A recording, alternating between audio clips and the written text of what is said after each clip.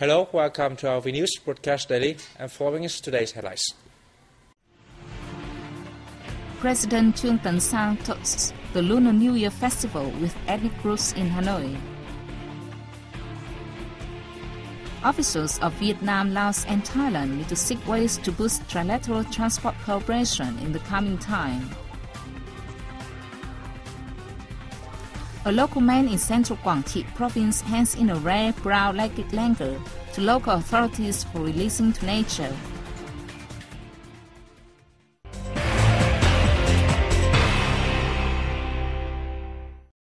President Trương Tấn Sang on February 20th visited ethnic groups at the Cultural Tourism Village of Vietnamese ethnic groups in Hanoi's outskirts district of Sơn Tây. He toasted the Lunar New Year with these ethnic people. We have more. The Cultural Tourism Village of Vietnamese ethnic groups is home to more than 200 elderly religious dignitaries, patriotic personalities, and artisans representing 19 ethnic groups nationwide. The meeting saw the presence of many overseas Vietnamese who are staying in Vietnam to celebrate the Lunar New Year festival. Speaking at the meeting, President Sang expressed his delight that the ethnic community had a warm Lunar New Year festival after working hard to overcome challenges and difficulties for numerous achievements. He suggested ministries and agencies continuing to hold more cultural activities for ethnic people and Vietnamese expatriates to meet and consolidate their bonds.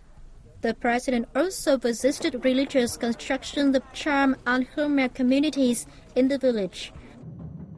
He also took part in a ceremony to take down the new tree, which marks the end of the New Year festival and gets the people ready to return to work.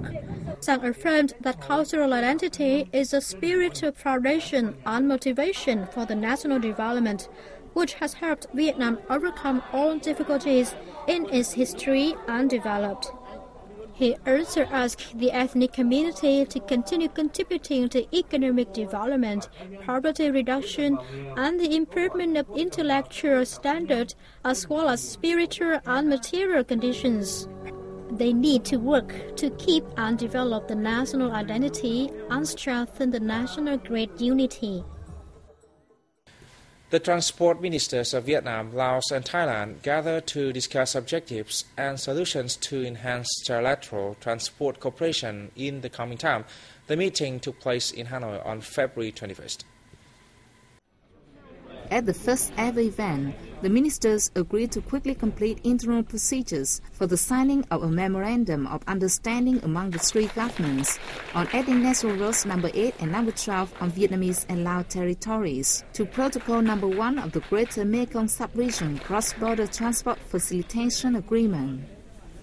The opening of these routes to cross-border movement will reduce transport time and costs. The routes are expected to attract transit goods from northeastern Thailand and central Laos to Vietnam's Vũng Áng and Ho La ports, especially those transported to Northeast Asia. The ministers also agreed on an action plan to realize the agreement between the three governments on land tourism transport. The plan mentions the establishment of subcommittees on transport, tourism, immigration and customs to assist the operation of the three countries' joint committee.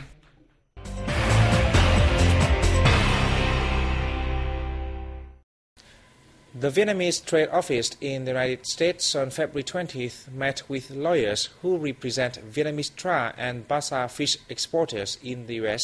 They seek ways to fight back the U.S. businesses which are resorting to hamper the Vietnamese exporters. The Vietnam News Agency correspondent in the U.S. has reported that U.S. firms are pressurizing the U.S. Department of Commerce to change the third country used for reference in test inspection and rate for trans-fish export. The U.S. firms want to replace Bangladesh, which has been cited for the past 8 consecutive years by either Indonesia or the Philippines, as a new reference country. Following this new development, the lawyers judge it an unfair act. They said the cheaper price of Vietnamese traffic is totally due to farming conditions. The way it's processed is different. It's much less expensive to produce this kind of fish in Vietnam. The pricing is lower. The American consumer prefers the Vietnamese Pangasius fillet. So it put a lot of pressure on the southern catfish producers. And that's why they brought a case to create a barrier to trade. If the comparative country is changed, duty rate imposed on Vietnamese traffic will grow up dramatically from the zero level of below 1% at present to double digit.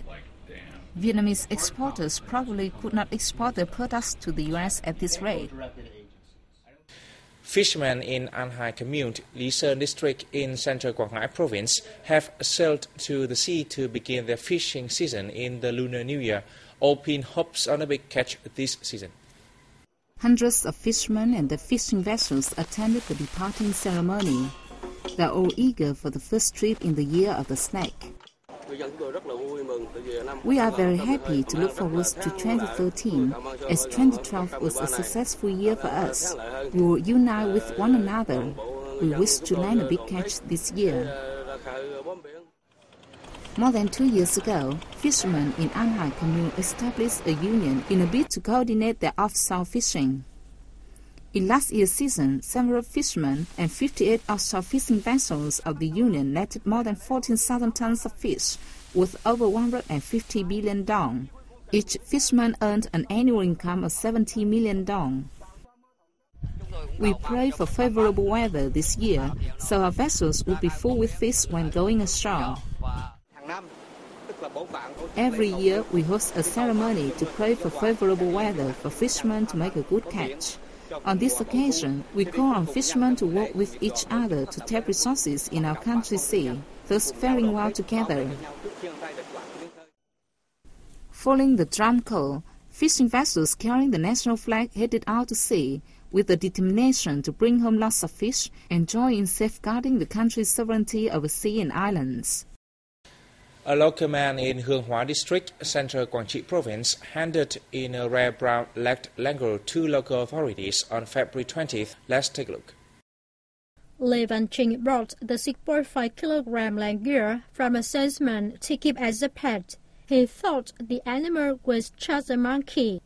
When aware of its rare value, Trinh brought it to the Hương Hóa district forest management department. The langur is now in the care of the staff at the department to recover before it is released to nature.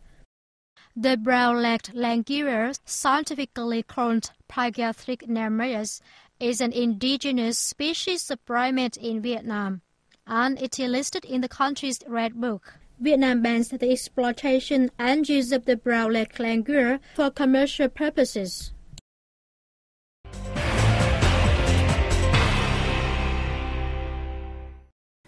Northern Tuyên Quang province on February 21st held a ceremony to receive a certificate recognizing the Long Tong, also known as Going to the Field Festival of the Thai ethnic minorities, as part of the National Intangible Cultural Heritage. Our reporters have more. Long Tong Festival, a typical cultural feature of the Thai ethnic minority group in the north, was added to the list of National Intangible Cultural Heritage early this year. The festival, which represents going to the fields, starts on the 8th day of the first lunar month. It reflects local people's desire for good crops and health. The ceremony involves solemn rituals in honor of local spirits, to thank them for the crops and to ask for their support so local people can enjoy favorable weather conditions and have a comfortable and happy life in the new year. Long Tong is also the biggest agricultural festival of the northern mountainous province and Viet Bắc region, includes 6 provinces of Bắc Cạn, Thái Nguyên, Tuyên Quang, Cao Bằng, Lạng Sơn, and Hà Giang. And that is the end of our news today. Thanks for watching and see you next time.